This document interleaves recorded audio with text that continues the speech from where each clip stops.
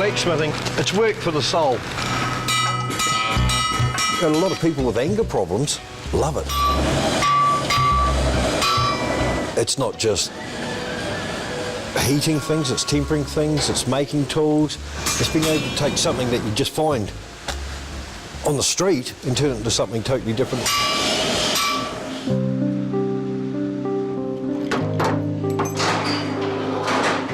It's a morning ritual Robert Greeny to everyone who knows him, has enjoyed for over 20 years. The local smithy and tutor arriving as day breaks to stoke the flames of his favourite forge, Doris. This is the first forge that I was working on when I started here. My mum's name's Doris as well. I've always loved the mornings and that more than any other part of the day generally. Soon the real world will arrive, a world where attitude is everything, unemployment is the norm, and life has its challenges. Sometimes it just gives you that time to get yourself focused and that before it turns a wee bit chaotic. Just as metal is a force to be reckoned with, so are many of the students who find their way to Greeny's smithy. Right under, right under. Don't let it come back out. Generally, 95% have got no confidence at all, even though they carry themselves as if they have. It's the old thing of bullshit and bluster. A lot of them have got nothing at home, virtually. No job prospects. Well, a lot of them are straight out of school. I was on the dole. Greeny wants to change that, taking kids like 18-year-old Cody and giving them another chance. Normally, you'd find Cody at the half-pipe with his mates. Others like him, who've left school and have plenty of time on their hands. I went and applied for jobs at the supermarkets and shit, and I didn't get one, so... That's good. That's good. Chances are it's been a while since someone's believed in Cody and what he can do. Cody, young fella just out of school, very clever, a lot of clues. He's going to go a long way. He's going to go a real long way, that lad.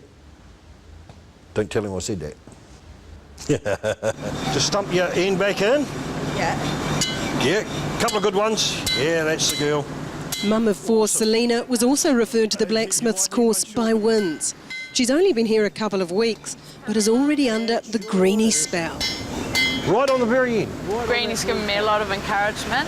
He's awesome. I feel like a little kid, you know, meeting Father Christmas. Sprinkles, people. That's it. I'm hoping my son will be really proud. Yeah. They're wee darlings. To me, they are.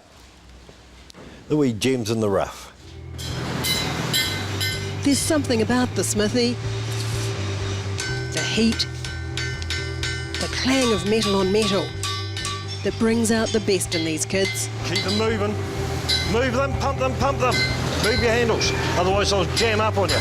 The main thing that I found with all of them, no confidence. They've never been exposed to anything that can make them feel good, to actually do something where they feel good because they've created it themselves. As well as learning to make tools, they're learning life skills. It'll be easy to work then. Okay. You give them a book to read and it's got them buggered, but they can make some of the most beautiful work, and we try and get them a situation where they got access to developing things like that, because they haven't got a hell of a lot going for them. That's it. Hey, give it a good hard one. That's the girl. That's it. Cool. Beauty.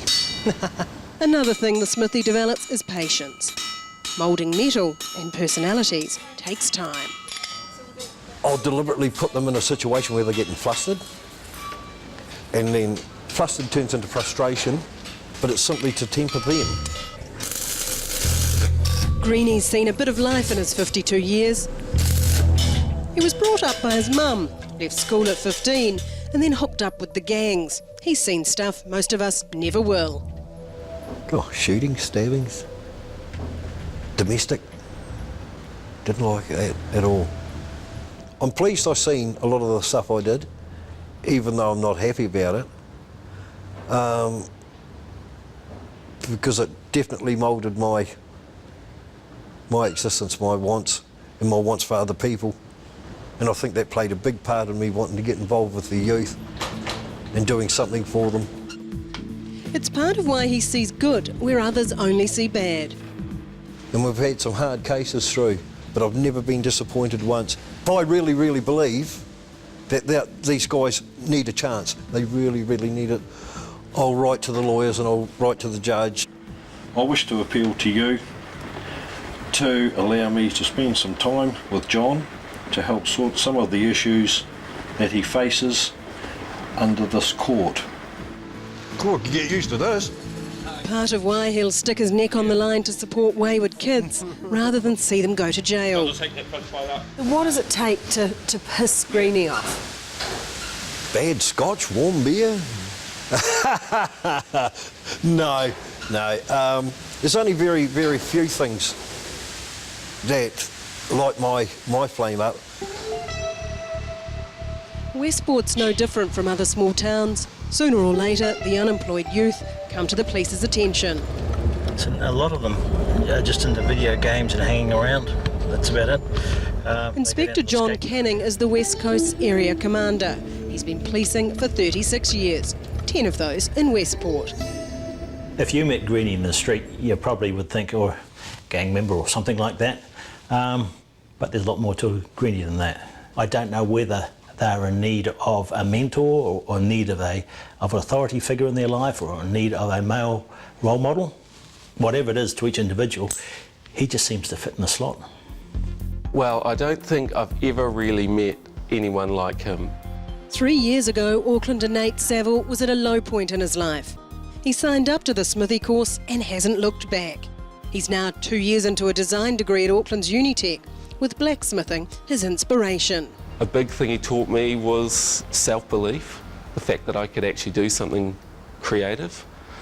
He wants them to walk out, at the end of the course with their head held a little bit higher, with some kind of dream or desire, awoken in their heart that says, I can be better. At the stage when Nate first came to the forge, I believe he was at a loose end. I think it was the therapy of hammer and fire. But Nate would argue it has a lot to do with Greeny himself.